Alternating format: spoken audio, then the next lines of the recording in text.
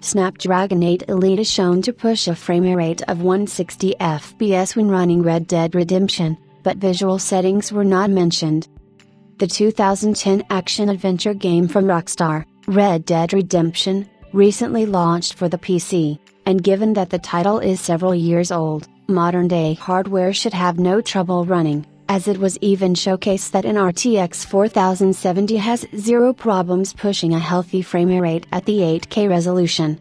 This also means that the Snapdragon 8 Elite can achieve some phenomenal results when playing Red Dead Redemption, as it is revealed to be running at 160 FPS. Graphics settings were not mentioned, but Red Dead Redemption may have been running at the 720p resolution. An image was shared by X-user at 4K_ISN, showing an unnamed Snapdragon 8 Elite flagship running Red Dead Redemption, with the frame rate counter showing 161.7 FPS. A snapshot of the gameplay footage was taken from the Chinese video uploading platform Bilibili, but it would have been better to have named the person or the channel that recorded the video. Regardless, it should be noted that Red Dead Redemption cannot run natively on Android, so there is emulation going on, which leaves some performance on the table. Thankfully, even that limitation is not sufficient to hold the Snapdragon 8 Elite back, as evidenced by the frame rate counter.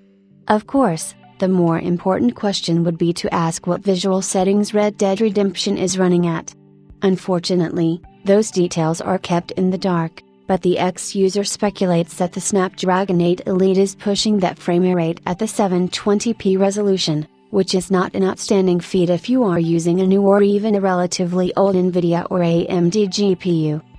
However, there was a time when it was impossible for smartphone chipsets to be able to run AAA games, natively or through emulation, and the Snapdragon 8 Elite is proof of how far the silicon industry has advanced. It is also important to remember that Red Dead Redemption is a 14-year-old game, so we would expect nothing less from Qualcomm's latest and greatest, and the real test would be seeing the SoC push out a respectable frame rate in the newer titles.